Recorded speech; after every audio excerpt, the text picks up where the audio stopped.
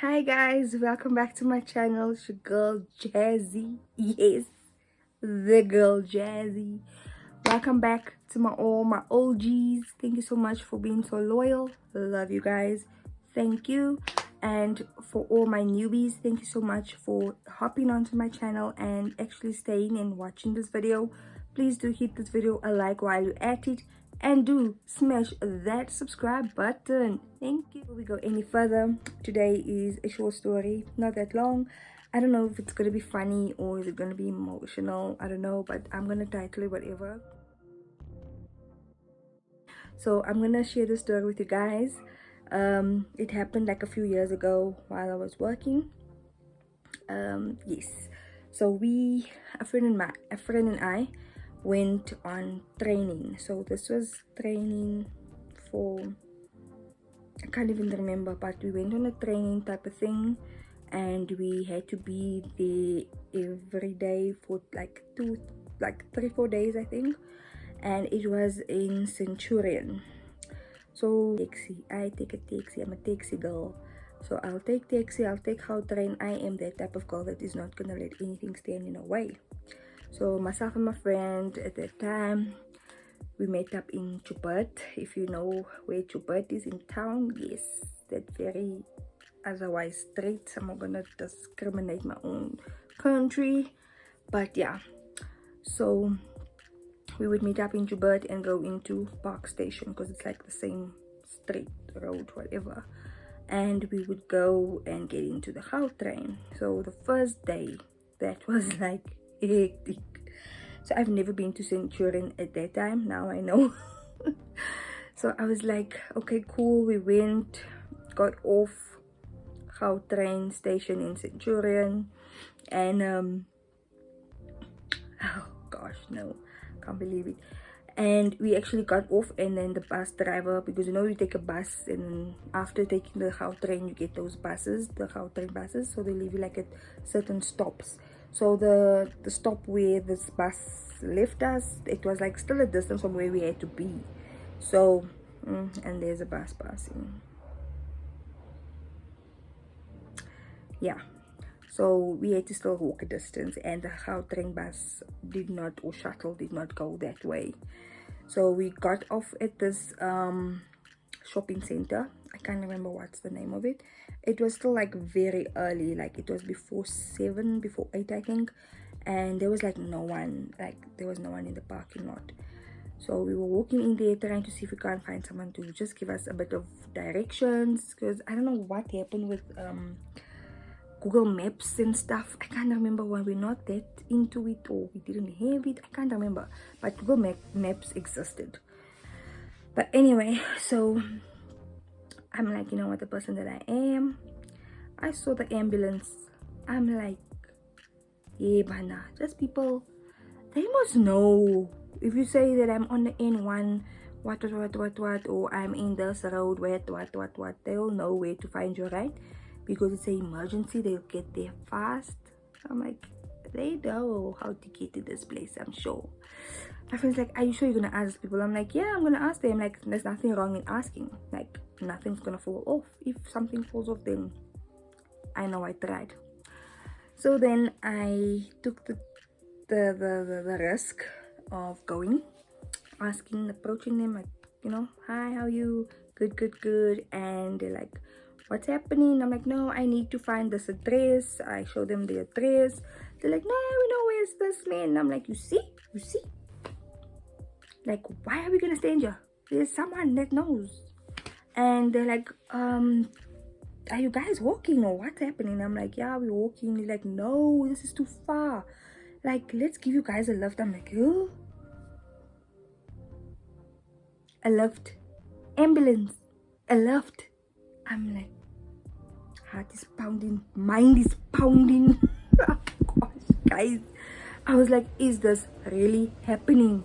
And my friend was like hesitant, man. She was like, no, let's not do this. I'm like, hey, I want to get there and we can't be late, so we are getting into this ambulance.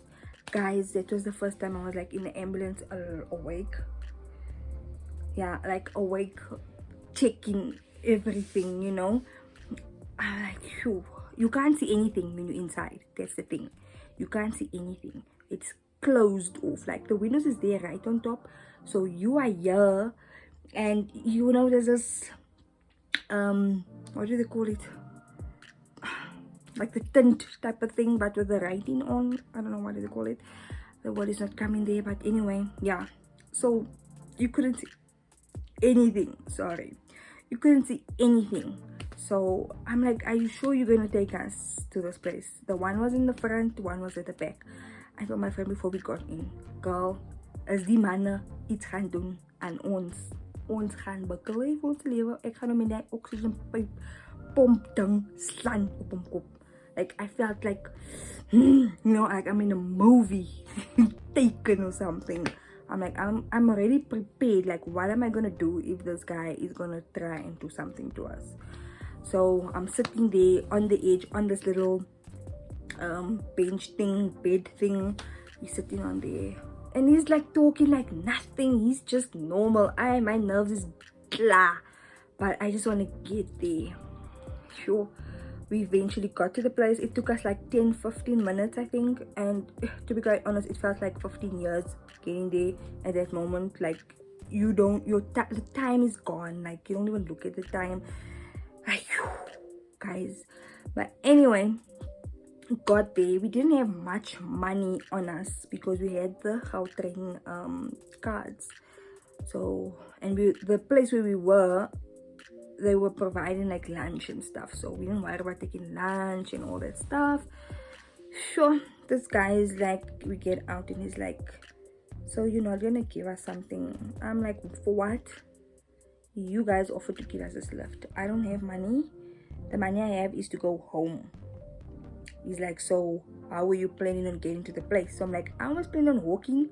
So you were a gentleman and you decided to give me a lift, so be a gentleman and not ask for money. Yes. And then he's like, no, you're gonna have to give us something, like cold drink, Yana. And then my friend and I are looking at each other and like, we're still in this car, in this van, and if we say no, anything can happen at this point, you know. So we decided, like, we spoke in Afrikaans, like, hoeveel gaan jy gee? And we took out 25 rand, and we gave him 50 rand. And I said, this is all we have, I can't. When we got out, that's when we gave him the money. And they're like, yeah, cool, sharp, next time, ne?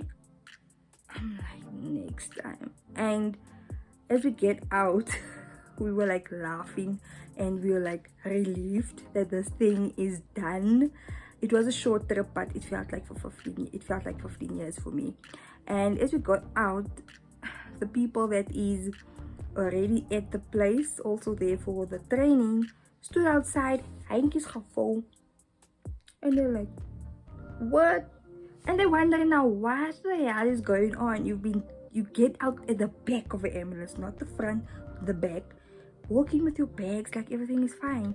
And they asked us, like, guys, are you guys okay? Is everything nah? I'm like, yeah. Like, why did you get out of the ambulance? I'm like, that's the only way we got a lift. Like, we didn't know how far this place was, and yeah, this was the only solution. That was our day one on training. And thereafter, what happened was, every day when we went for training, one of the guys that had cars, like, it would be a girl, it would be a guy, whatever, would pass, see us, and they would stop and let us get in.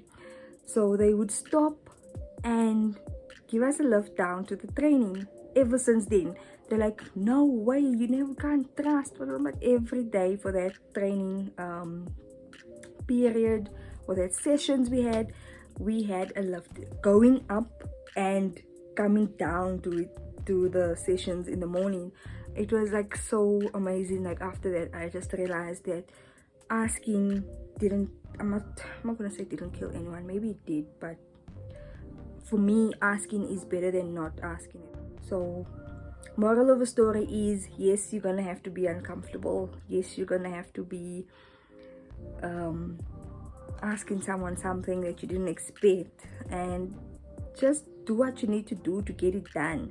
And obviously don't do something illegal, but I don't think that was illegal. I think that was maybe not fair. Maybe there was someone that could have been bumped and they could have like helped that person, but I feel that anything could have happened that day if they didn't even give us that lift. We could have decided to walk and something would have happened while walking towards that place, and you know, someone could have done something to us, you know, raped us, mugged us, whatever. So God knew why those guys were there. Yes, it was a bit of an awkward situation at first, but I'm forever grateful. I don't know their names, can't remember the names, but if I had to, if they would hear the story, they should maybe remember, maybe, I don't know. But yeah, I just want to say thank you so much, guys, for watching this video, and please do like, comment, and subscribe to my channel. And thank you so much for supporting the Jazzy family. Thank you. Love you guys. Bye.